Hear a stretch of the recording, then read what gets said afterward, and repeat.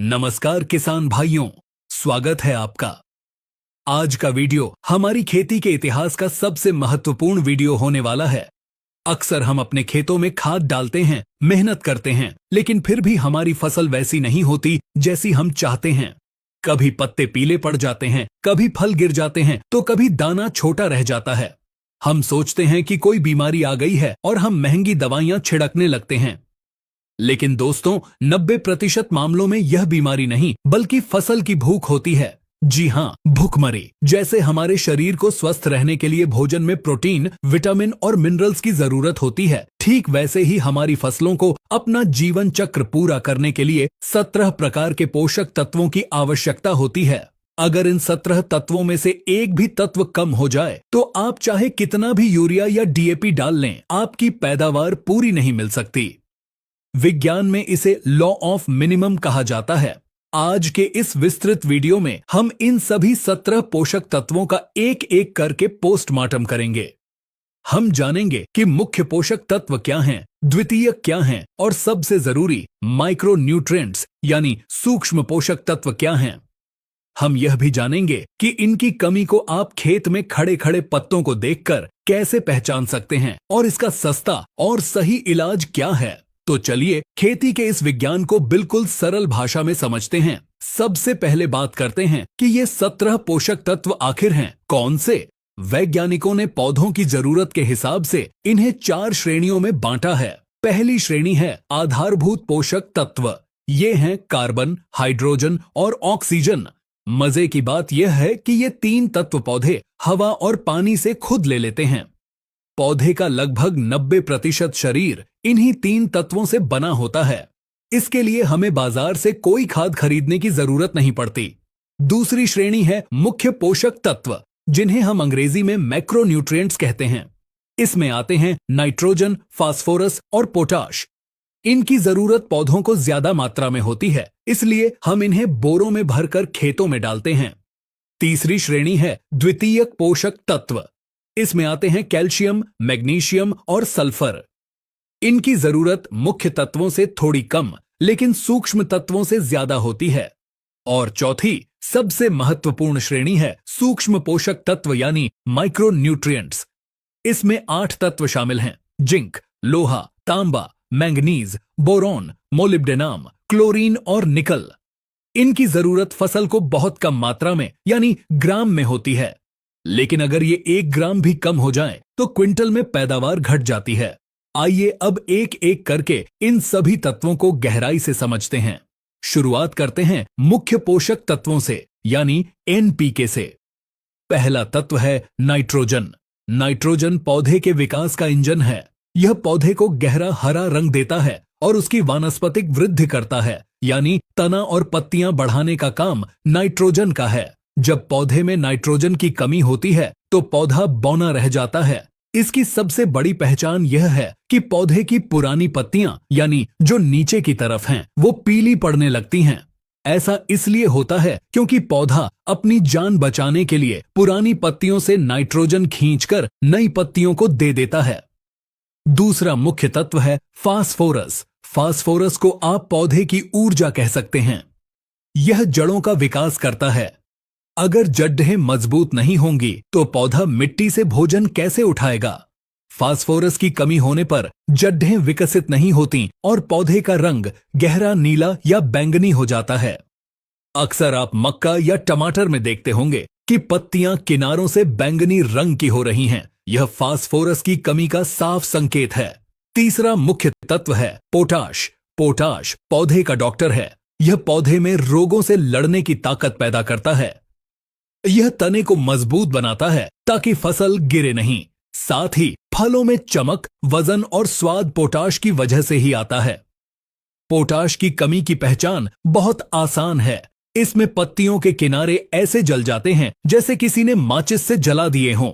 यह लक्षण पुरानी पत्तियों पर पहले दिखाई देता है।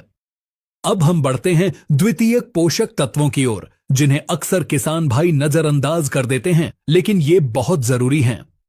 चौथा तत्व है कैल्शियम। कैल्शियम पौधे की हड्डियों का काम करता है। यह कोशिकाओं की दीवार को मजबूत बनाता है।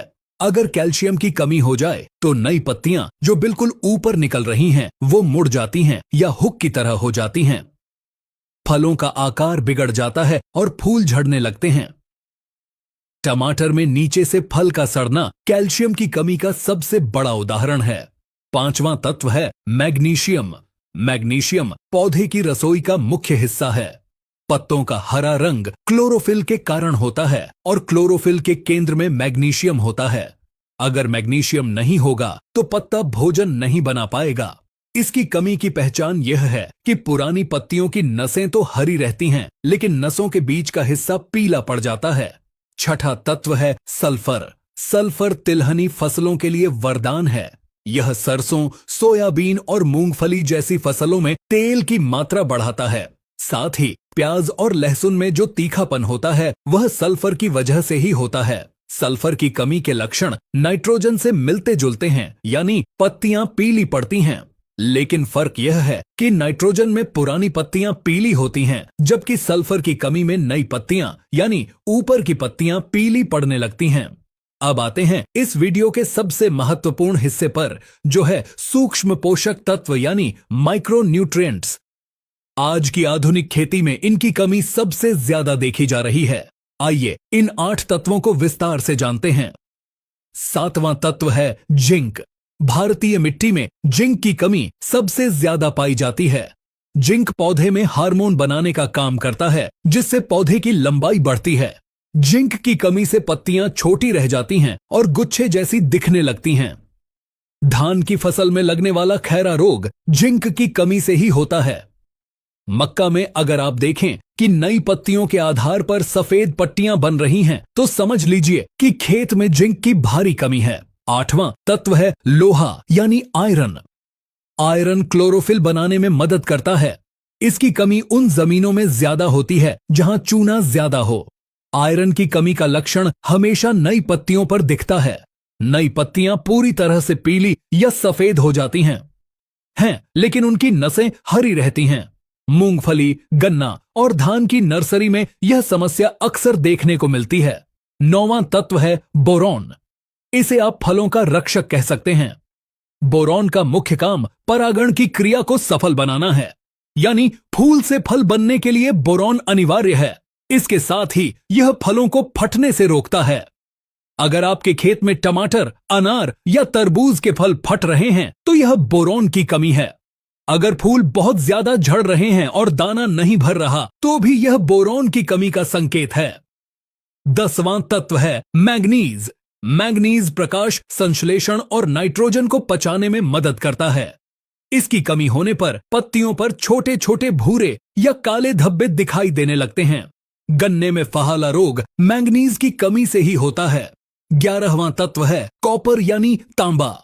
तांबा पौधे की रोग प्रतिरोधक क्षमता को बहुत बढ़ाता है, खास तौर पर फफूंद जनित रोगों के खिलाफ।